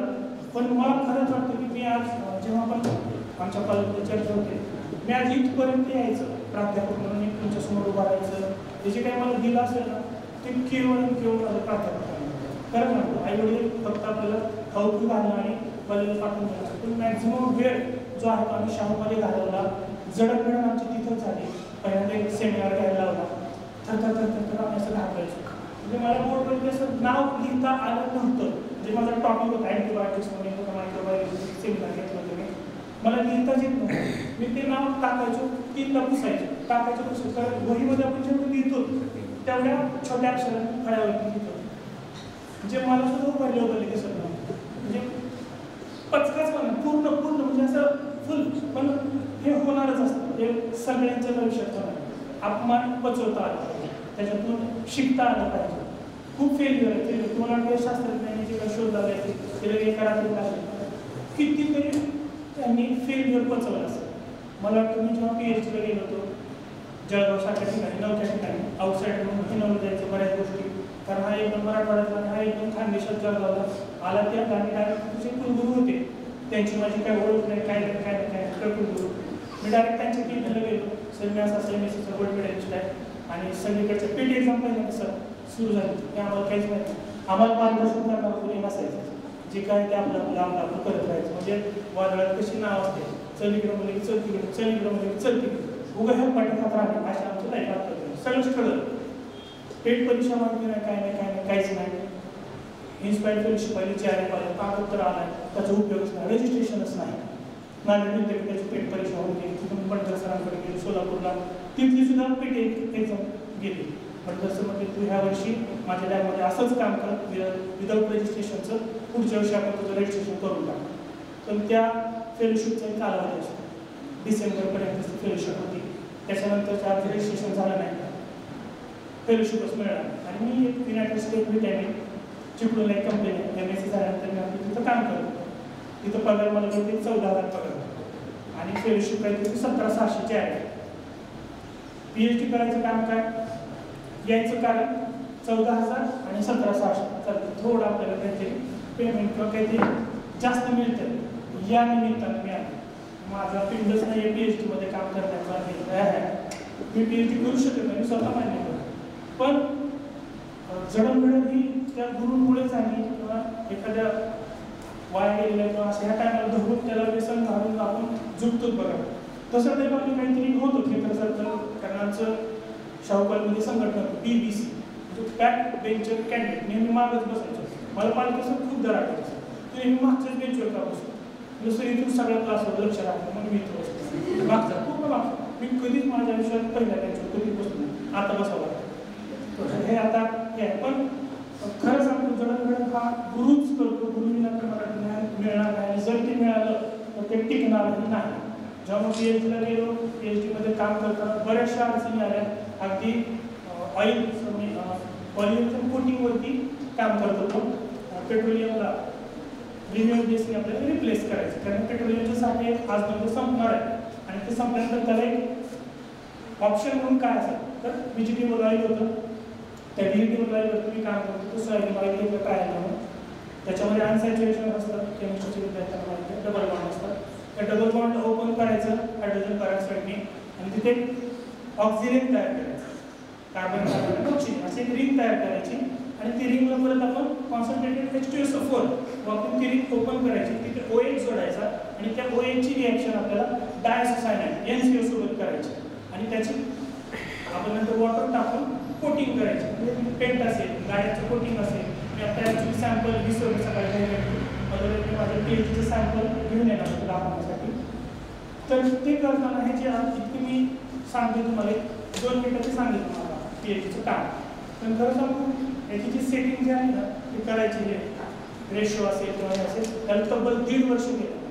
फेल्युअर, रोज उठणे, अशा ज्या माझ्या वह्या असतात ना त्याच्या 3 वह्या मला पूर्ण भरले. रोज येणं, लॅबमध्ये जाणं, पहाटे 3-3, 4-4 वाजेपर्यंत काम करणं. असं मी एकटाच नव्हतं, तर आम्ही 50 ते 60 जण आम्ही PhDला होतो. त्या विद्यापीठाचा पीक पिरियड होता. माझं नशीब आहे की त्या पीक पिरियडमध्ये मी तिथे लागलो आणि एक आपण बघून दुसऱ्याचं शिखर केलं आणि हा मेहनत करतोय आपण काय स्टुडंटवर झोपतोय, फेलोशिप घेतोय, 6 महिन्याला आपले फेल्युअर असेल आणि त्या त्यांचे पेपर पब्लिकेशन लाईन अक्षरशः आग लागायच्या आग आणि सगळं पब्लिश करतं माझं कधी होणार पब्लिश 1.5 वर्ष झालं पेपर पब्लिश नाही काय काय फेल्युअर काहीच नाही पेपर नाही काय सगळ्यांचे पेपर पब्लिकेशन ते इलिजिबल व्हायचे सगळे PhD त्यांना कधी मिळू शकतो फक्त त्यांना ड्युरेशन आठवून दिलं की त्या ठिकाणी तो तेवढा पूर्ण करायचं माझं काहीच नाही फेल्युअरच अक्षरशः नर्वस यायचं चला गावाकडे आपली योग्यताच नाही आपण करू शकत नाही ते कसं वाटायचं पण तरी पण आम्ही गावाकडून काय करून टाकायचं अगोदर आपली थोडी इन्स्टी आहे वडील त्यात शिक्षक वडिलांना सगळं म्हणायचे काय करतो मुलगा PhD करते त्यांनी आपण थोडं सांगायचं आपण काहीच करू शकत नाही असं वाटायचं पण हिंमत हारायची नाही एक अगोदरचे जे रिसर्च पेपर असतात ना रिसर्च म्हणजे काहीतरी कुणीतरी एक सर्चिंग केलेलं त्याला आपण रिसर्च करतो हात पाय शेपूट असं काहीतरी वेगळं जोडायचा प्रयत्न करतो सिंपल भाषा सांगतो तर त्या अगोदरचं जे काही पब्लिश केलं असतं त्याच्यामध्ये ते सगळ्या काचाकोचा सांगत नसणार हाईट सीट पॉलिसी असते मी तो जो रिसर्च पेपर आहे जसा तसा फॉलो करायचो रिॲक्शन नाही जायची नाही 1 दिवस पूर्ण त्याच्यामध्ये एक शब्द वापरतो रूम टेम्परेचर रिॲक्शन जाते रूम टेम्परेचर आपलं रूम टेम्परेचरला 37 40 असं करायचो 3-4 महिने जर मी ती रिॲक्शन करतो माझी रिॲक्शन जात नव्हतो कॅन्टीनला बसलो तो उपाशी असं हे करून घेतलं पण एका दिवशी माझी ती रिॲक्शन गेली आणि आजच्या दिवस कसं काय गेली बाबा मी तर रोज रिॲक्शन लावते आजच्या दिवशी ही रिॲक्शन माझी गेलीच कसं काय हा प्रश्न मला स्वतःला विचार करतो पेपर घेतलं रोज मला एक सवय सकाळी उठल्यावर पहिल्यांदा पेपर घेतलं न्यूजपेपर इथून तिथून पूर्ण वाचून काढलं अगदी 10वी बोर्ड परीक्षा होती 12वी बोर्ड परीक्षा होती तुम्ही वाचून जात असाल मी न्यूजपेपर वाचून जायचे पेपर मला वडील म्हणजे आल्यावर वाच ही सवयच वाचून जायची त्या दिवशी पण कॅन्टीनला बसून विचार करतोय असं काय झालं की ही रिॲक्शन माझी 1-1.5 वर्ष झाली नाही आज झाली त्या दिवशी ती हेडलाईन होती जळगाव भडकले आणि तिथे लिहिलं होतं की तापमान 48.5 विचार करत बसलो काय झालं परत डोक्यात आलं आणि ही रिॲक्शन बहुतेक काल 48.5 डिग्री सेल्सिअसला होती आणि ती गेलो तसाच उठलो लॅबमध्ये गेलो अजून ती रिॲक्शन त्याच टेम्परेचरला लावून बसतो म्हणजे जी गोष्ट मला इतके वर्ष कळत नव्हतं किती सिंपल सोल्युशन होतं म्हणजे कदाचित माझी दयाने सरकारला झाली असेल त्या दिवशी ते टेम्परेचर झालं आणि माझी रिॲक्शन सक्सेसफुल मग तिथून त्या गोष्टी मला पुढे एक स्टेप्स पुढे वाढत गेल्या मी ती जे काय रिझल्ट ते घेऊन माझ्या गाईडकडे गेलो गाईड काय प्रकृती मोठ्या गोष्टी कधी काय संबंधित जायचं नाही सही घेतल्यानंतर दिवसभर त्या एका विशिष्ट सहीसाठी थांबावं लागायचं मग सरांकडे गेलो सरांकडे रिॲक्शनचे सर माझं दाखवलं आणि जे काही सॅम्पल होतं ते दाखवलं मला जितके वर्ष त्यांच्याबद्दल मनामध्ये राग होता कारण गाईड आहे काहीच कामाला मदत नाही काय नाही पण खरं सांगू का त्या दिवशी सरांनी माझा अक्षरशः तो जो हे होता ना रिॲक्शन तो पूर्ण असा एका सेकंदात गेला सॅम्पल घेतलं एक टाचणी घेतली टाचणीचे चुटका मारला त्याच्यामध्ये सिलिकॉन किती आहे 50% प्रमाण कमी होतं रिॲक्शनच माहीत नाही काम माहीत नाही कधी चक्कर मारलेलं आहे पण काय ते IIT बॉम्बेचे होते सर पासवर्ड झालेले ते म्हणजे मला तर वाटतं की त्याला लॅबमध्ये सुद्धा यायची गरज नाही बघून ते हातात घेऊन इतकं परफेक्शन हे लोकांचं असतं म्हणजे मी काय सांगतो की गुरु मी तुम्हाला खरंच नॉलेज आपण आपल्याला लगेच समजतो की मला थोडंसं वाटतं की आपण खूप हार्ड वर्क करतो आणि मिळवलं थोडं पण एका सेकंदात त्यांनी एक टाचणी मारून ती फिल्म तोडली ब्रिटल आहे त्याच्यामध्ये सिलिकॉन जास्त झालं बिस्किट टाईप फिल्म झाली ते ब्रिटल सिलिकॉनचं प्रमाण कमी कर गेलं लॅबमध्ये सिलिकॉनच्या वेगवेगळ्या स्टेप्स तयार केल्या त्याचं लावलं खरंच भन्नाट रिझल्ट माझ्या मनाला वाईट वाटलं की आपण इतके दिवस साडे वागते असं मनामध्ये इतका किंतू करून ठेवला आणि मनामध्ये त्यांनी काही मला मदतच करत म्हणजे माणसाचं मन किती बदलत जातं त्याने एका सेकंदात सरांनी केलं त्यांनी किती मनामध्ये असं हे ठेवलं आणि थोडंसं बोलतच नव्हतं फाड आले की जायचं बोलून मोकळं जे असेल पण त्यांनी कधीच हे केलं मला बरेच माहिती PhD आर्ट केलं पण ती गांधीवादी माणसं माझं नशीब की मला मित्रसुद्धा छान मिळत महाविद्यालय असेल बालमित्र महेश आहे त्यांच्यासमोर PhDला गेलो तिथे सुद्धा छान मित्र मिळत गेले म्हणजे आपल्या ह्या हातात गोष्टी नसतात आई वडील आपल्या हातात नसतात कुणाच्या गोष्टी जन्म द्यायचं आणि चांगला मित्र चांगली लाईफ पार्टनर या गोष्टी आपल्या हातात असतात त्या व्यवस्थित निवडाव्या असं मला वाटतं महाविद्यालयात असताना तुम्ही बऱ्याचशा गोष्टी असतात जे काही उपक्रम महाविद्यालयात राबवले जातात ना ते तुमच्यासाठी ट्रायल मॅच असतात जेव्हा तुम्ही कंपनीत काम कराल आता माझे जे लोकमुलकवाडीचे बायोटेकचे विद्यार्थी आहेत सर 32 विद्यार्थ्यांची बॅच होती 32 मध्ये 30 विद्यार्थी डायरेक्ट सिरममध्ये पूर्ण आमची बॅच केली बायोटेक आणि इंडस्ट्रियल केमिस्ट्री तिथे शिकवायचे पूर्ण कारण त्यांना गरज खूप सिरम एका राज्यातून त्यांना एवढ्या मोठ्या प्रमाणात लसी तयार करायच्या आणि त्या भारतातच नाही जगभरात त्यांनी पुरवलं. अख्खीच्या अख्खी बॅच म्हणजे जगाच्या हिनवलं जायचं की तुमच्याच्यानं काहीच होणार नाही असं नसतं. सगळ्यात पोटेन्शियल त्याच विद्यार्थ्यामध्ये असतं की जो खूप हार्डवर्क आणि आत्मान पचवण्याची ताकद करतो. ते गेले मुलं तिथं कंपनीमध्ये त्यांना सुद्धा तेच व्हायचं, हिनवलं जायचं खूप तुम्ही असं आहे तुम्ही तसंच आहे हे नाही झालं ते नाही झालं, पण त्यांनी त्या गोष्टी पचवल्या, शिकून घेतल्या. तुम्ही शिकून येत नाही जन्माला येत नाही त्या ते पाण्यात पडली पोहायला शिकावं लागतं असं म्हणतो आपण. तसं ते जिथं जातील तिथे त्या त्या गोष्टी शिकत गेले, घेत गेले आणि घडत गेले. स्वतःला मी अपडेट करावं, तुम्हाला मोबाईल अपडेट मारतो महिना 15 दिवस अपडेट मारतो, तेवढा आपण प्रत्येक सॉफ्टवेअर अपडेट मारतो. तसं अपडेट आपण स्वतःला खूप करावं लागतं, खूप करावं लागतं अपडेट. तर असं काही केलं तर तुम्ही इथून पुढे टिकाल. त्या जगात खूप मोठं विश्व खूप केल्याने देशातून पंडित मैत्री सगळे संचार त्या गोष्टी तुम्हाला फॉलो केल्याच पाहिजे. मोठ्या मोठ्या सभांना गेलं पाहिजे, विद्वानाच्या राजकीय सभांना. राजकीय सभा आता ऐकण्याच्या योग्य तिथं राहिल्याच नाही. मला वाटतं आम्हाला लहानपणी आम्ही सभा ऐकायची कोणाच्या तर विलासराव देशमुखांच्या, म्हणजे मला छान वाटायचं, खूप छान. व्यक्ती असावं तर असं असावं, बऱ्याच गाणे असं त्यांना फॉलो करूया आणि आयडियाला पण समजतो. एखाद्याला आयडियल कुठल्या संस्थाला कधीच आयडियल समजतो, कधीच काही नाही आयडियल समजायचं असेल तर शास्त्रज्ञ वगैरे असे काही लोक घ्या. खरं सांगतो महापुरुषांचा एक जरी गुण घेतला आयुष्यभर तुम्ही त्याला फॉलो केलं कधीच तुम्हाला कोणाकडे चुकायची गरज पडणार नाही. उपाशी तुम्ही कधीच राहणार. पण त्या रस्त्यावर सध्या कमी चालणारे लोक आहेत, तुम्हाला स्कोप भरपूर आहे, ते फॉलो करा, नक्कीच तुम्हाला काहीतरी मिळेल. आणि महाविद्यालयाची काही स्पर्धा इव्हेंट काही राबवतात त्याला उत्स्फूर्त प्रतिसाद आहे. फेल्युअर असेल काही पण भाग घ्या, त्याच्यामध्ये जे काय असेल प्राईज मिळेल न मिळेल याचा फायदा तुम्हाला उद्या पुढे मिळेल. जेव्हा तुम्ही कुठे जॉबला असाल तिथे खूप फायदा आहे. पण तुम्ही महाविद्यालय सध्या इथं आमच्या इथे पण अशीच अवस्था आहे, जशी तुमची मुलींचं प्रमाण जास्त आहे. सरांनी विचारतं का, मी पण असंच विचारलं होतं का, तर आमच्या इथे थोडासा मुलगा होता, तुम्ही मुलींना घरी गेली की काम करावं लागतं, जुने मांडे करायला ते करायला लागून म्हणून पूजा केली. खरं मला माहिती नाही, माझं मत नाही, मला हे माझं मत नाही. सर आता बोलले मग मला ते आठवलं सेम हा प्रश्न असं मला असं कसं काय बघा.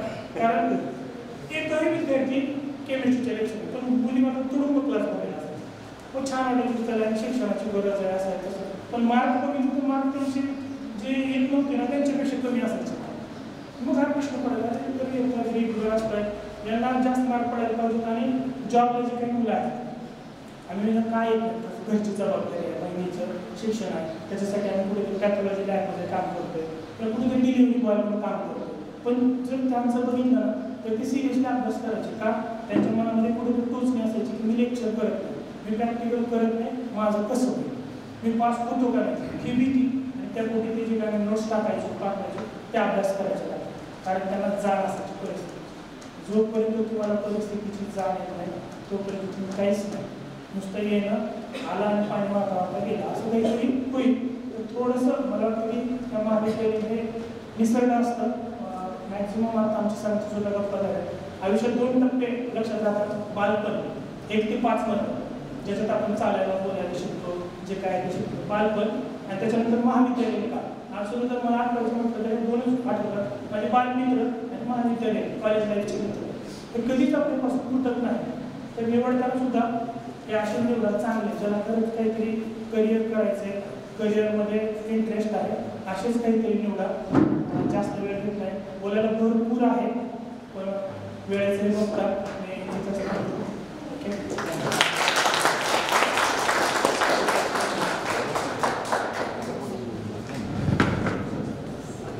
धन्यवाद सर. सर्व मान्यवरांनी आपण स्थान बनवायचं आहे.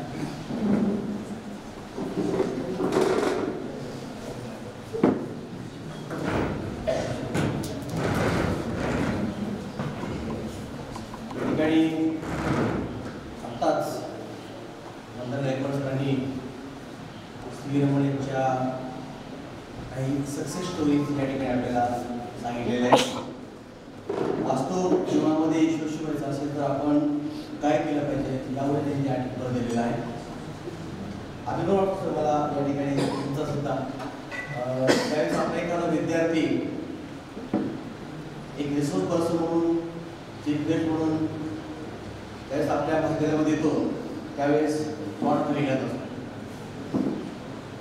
तर म्हणजे सरांनी जे आता काही इव्हेंट सांगितले खरंच म्हणजे असं फील होतं की शाहू कॉलेजमध्ये ज्यावेळेस टीचिंग केली जाते असं हे थोडासा ॲडव्हर्टाईज फार मोठा आहे शाहू कॉलेजचा. आपला म्हणून थोडंसं दाळ बुडलेले आहे. 200 विद्यार्थी बसायचे तेव्हा आणि आम्हाला अक्षरशः कॉलर माईक लावून शिकवावं लागत होतं. कारण साड्याचा जाईल पाठीमागं विद्यार्थ्यापर्यंत तो आवाज कसा जाईल यासाठी तुझं कॉलर माईक सिस्टम आहे. तर विद्यार्थ्यासाठी तुम्ही जर सरांनी आता जे त्यांचे एक्सपिरियन्स सांगितले त्या पद्धतीनं तुम्ही सुद्धा जे खाली बसलेले जे पाठीमागे बसले असतील त्यांनी सुद्धा अशा पद्धतीचं थोडंसं जर आपल्या पाठीमागं आपल्या वडिलांच्या कष्टाची जागा ठेवून किंवा आपल्या स्वतःचं ध्येय दोन जर विचार करून जर गेलं तर नक्कीच तुम्ही सुद्धा यशस्वी व्हाल. तुम्ही सुद्धा तुमच्या आयुष्यामध्ये अशा पद्धतीचे मोठमोठे अधिकारी व्हाल किंवा प्राध्यापक व्हाल.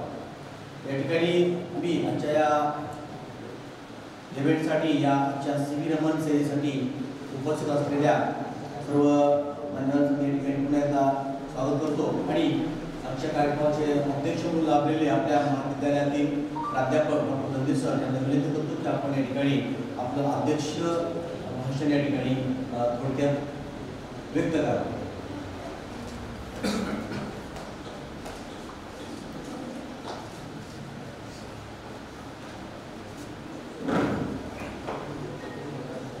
प्रथमतः आपल्या संस्थेचे संस्थापक अध्यक्ष रागिणी शिंदे गुरुजी यांच्या प्रतिमेला वंदन करू. आज या ठिकाणी आपल्या महाविद्यालयामध्ये भौतिकशास्त्र आणि रसायनशास्त्र या 2 विषयाच्या अनुषंगाने CV रमण यांची जी व्याख्यानमाला आयोजित केलेली आहे त्या व्याख्यानमालेला निमंत्रित म्हणून माझे जुने सहकारी डॉक्टर कठारे सर की ज्यांनी कर्मवीर मामासाहेब जगदाळे महाविद्यालय वाशी या ठिकाणी बरेच वर्ष प्राचार्य म्हणून कार्यभार सांभाळला. ते आपल्या महाविद्यालयातील हिंदी विभागामध्ये सिनियरला काम करत असलेले माझे कलीग डॉक्टर राऊत बीबी यांचे ते मेहने आहेत. तेही या व्याख्यानमालेला आपल्या लाभले. त्याचबरोबर डॉक्टर कदम सर की जे आपल्या धाराशिव जिल्ह्याचं पूर्वेचं टोक गुंजोटी आणि पश्चिम दिशेचं टोक परांडा इतक्या लांबून त्या व्याख्यानमालेसाठी प्रमुख व्याख्याते म्हणून या ठिकाणी उपस्थित झालेले आहेत. त्याचबरोबर TB कॉलेज तुळजापूर या ठिकाणाहून डॉक्टर गायकवाड सर हेही उपस्थित झालेले आहेत. त्यांचं प्रथमतः मी संस्थेच्या महाविद्यालयाच्या वतीनं अभिनंदन करतो, स्वागत करतो.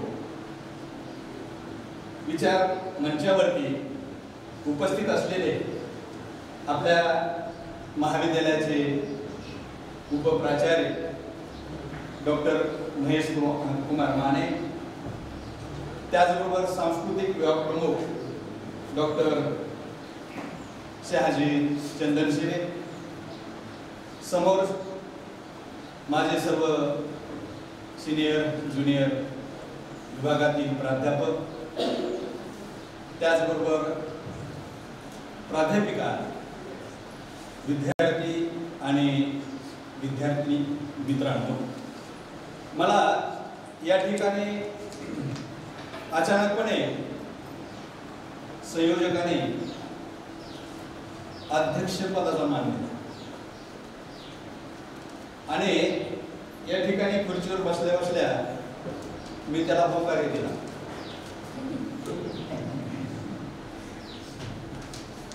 असंच होते. आपलं गेल्या महिन्यामध्ये म्हणजे अंकुरा या गावी जे काय राष्ट्रीय सेवा योजनेचं शिबिर 7 दिवस आयोजित डॉक्टर अमर गोरे पाटलांनी केलं होतं, म्हणजे आपल्या महाविद्यालयानं आयोजित केलेलं होतं. त्या ठिकाणी शिबिरामध्ये पहिला दिवस उद्घाटनाचा असतो आणि दुसऱ्या दिवसापासून व्याख्यान मालेची श्रृंखला सुरू होते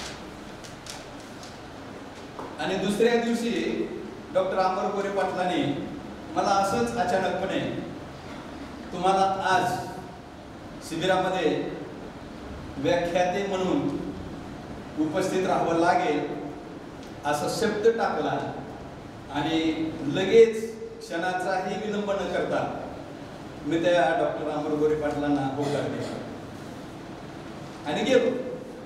आणि एकंदरीत त्या ठिकाणी मला जे जे काही सुचलं, जे जे काही वाटलं ते मी त्या स्वयंसेवकांसमोर मांडलं.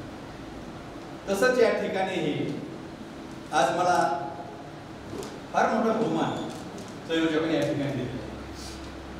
व्याख्यान मालेचं अध्यक्षपद.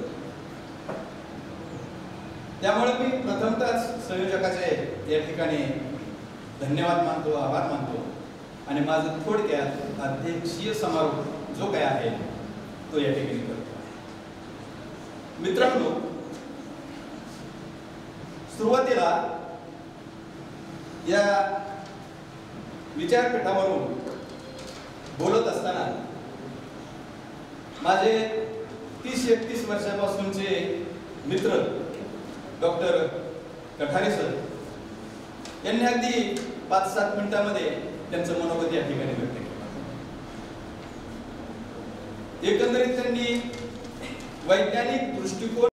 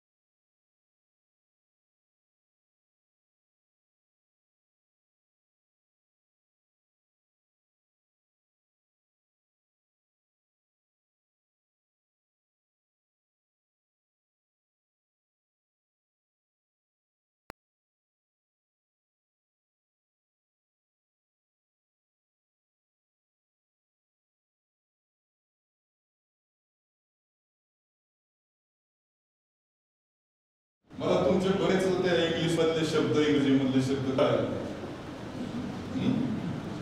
ऐकले, पण त्याचा अर्थ नेमका कोणता आहे, काय आहे, हे बऱ्याच गोष्टी अनभिज्ञ. तर प्रश्न पडले पाहिजेत, मुलांनी मुलींनी प्रश्न विचारले पाहिजेत. आता फर्स्ट इयरच्या मुली माझ्या तासाला मराठीच्या 5-6 जणी असतात. तर यशवंत मारेचं मी जी काही कविता शिकवेल, मी जो काही धडा त्यांना शिकवेल, समजावून सांगेल आणि इकडे जर घंटा वाजली तर समारोप करत असताना त्यांना सहज उठत उठत विचारतो, समजलं का, काही कळलं का, तर सगळ्याच्या सगळ्या होकारार्थी डोळा. म्हणून मुलांनी मुलींनी सजग राहिलं पाहिजे. कुठलाही प्राध्यापक ज्यावेळी तुमच्या समोर काही व्याख्यान देत असेल, लेक्चर देत असेल ना, त्यावेळेस एकतर मन लावून ऐकलं पाहिजे आणि मन लावून ऐकल्यानंतर बरोबर आपल्या मनामध्ये काही प्रश्न निर्माण होतात आणि ते प्रश्न आपण समोरच्या माझ्यासारखा आता ज्या व्यासपीठावरती उभा आहे, विचारमंचावरती उभा आहे, बोलतो आहे, त्यांना विचारलं पाहिजे. म्हणून सरांनी सांगितले प्रश्न पडले पाहिजे. प्रश्न आपल्या मनामध्ये तयार झाले पाहिजे आणि प्रश्न ज्यावेळेस आपल्या मनामध्ये तयार होतील ते प्रश्न जर आपण समोरच्या व्यक्तीला विचारले तर त्याचं उत्तर आपोआप समोरचा व्यक्ती तुम्हाला सांगितल्याशिवाय राहणार. दुसरी गोष्ट त्यांनी सांगितली, डीपसीक नवीन एक त्या मोबाईल मध्ये काहीतरी आलं, ते जर ऍप टाकलं त्याच्यावरती सर्च केलं तर तुम्हाला जी काही माहिती हवी आहे ती पटकन काही सेकंदामध्ये तुमच्या त्या स्क्रीनवरती भ्रमणध्वनीच्या टाईप होईल. अशा पुन्हा दुसरे उदाहरण त्यांनी दिले, मांजरीचं, मोठी मांजर कोणत्या वेळातून जाते, लहान मांजर कोणत्या वेळातून जाते, पिलं कोणत्या वेळातून जाते, वगैरे वगैरे. किती छोटे छोटे प्रश्न आहेत. पण त्यावेळेस मुलांना मुलींना असे जे काही प्रश्न आहेत ते पडले पाहिजेत, निर्माण झाले पाहिजेत मनामध्ये, तर त्या प्रश्नाचं उत्तर सापडेल. अनुभव आणि ज्ञान याच्यावर त्यांनी प्रकाश टाकला. उत्तर शोधलं पाहिजे याच्यावर त्यांनी प्रकाश टाकला. जांभळा निळा रंगती समुद्राचा वगैरे वगैरे काय काय आहे तो त्याच्यावर त्यांनी प्रकाश टाकला. आणि तिसरे आपल्या व्याख्यानामध्ये लाभलेले जे काही व्याख्याते आहेत ते आहेत डॉक्टर गायकवाड सर यांनी. आता मी आपल्यापैकी समोर बसलेल्यांपैकी NSS शिबिरामध्ये जेवढे जेवढे उपस्थित होते, माझं व्याख्यान झालं ते तुम्ही मन लावून ऐकलं, तो विषय माझा ऐनवेळचा होता, मी कसा घडलो. आणि तेच या ठिकाणी आपल्या व्याख्यानातून गायकवाड सरांनी आपल्या समोर ठेवलेलं की माझी PhD कशी झाली, माणसाची जडणघडण कशी होते. जास्तीत जास्त आताची तरुण पिढी मराठीमध्ये आणि इंग्रजीमध्ये यंग जनरेशन काय म्हणतात ती त्या सोशल मीडियावरती जास्त प्रमाणात 24 तासापैकी जास्तीत जास्त तास कशी अडकून पडते. त्याच्यापेक्षा मला वाटतं त्या सोशल मीडियावरती जास्त तास न घालवता जर वाचनाकडे आपला जास्त वेळ घालवला किंवा वाचनासाठी आपला जर जास्त वेळ दिला तर मला वाटतं आपली आता जे काही कालपासून महाराष्ट्र राज्यामध्ये एक गोंधळ सुरू झाला. बातम्या ज्यांनी मुला मुलींनी ऐकले असतील त्यांना आम्ही ऐकलंय, आम्ही वर्तमानपत्र वाचतो, पण मुलींसाठी सांगतोय कुठला गोंधळ आहे काल सुरू झालेला महाराष्ट्रामध्ये सांगा, कुणी सुरू केला ते सांगा.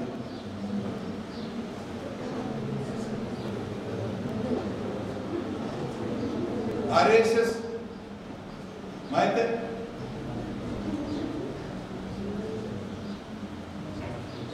राष्ट्रीय स्वयंसेवक संघ, त्याचे माजी सहकार्यवाहक भैयाजी जोशी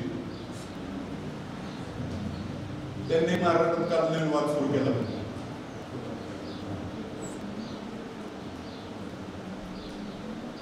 तर वाचनाकडे आपण अधिकाधिक लक्ष दिलं पाहिजे असंही गायकवाड सरांनी आपल्या व्याख्यानातून सांगितलं.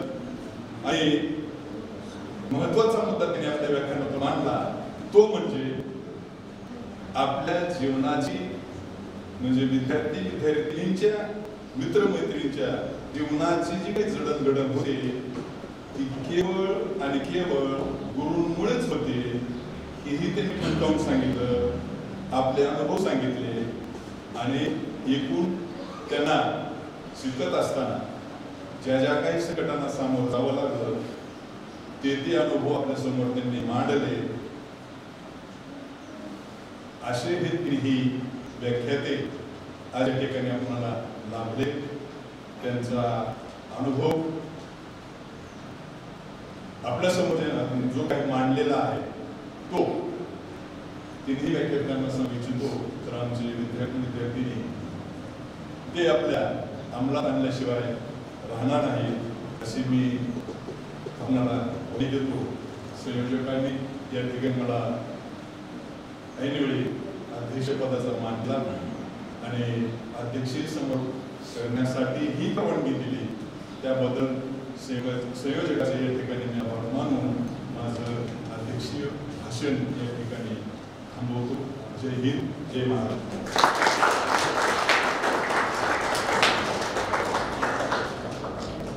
धन्यवाद sir. Now I request Dr. Jawan sir. Thanks these servants, Dr. Jawan.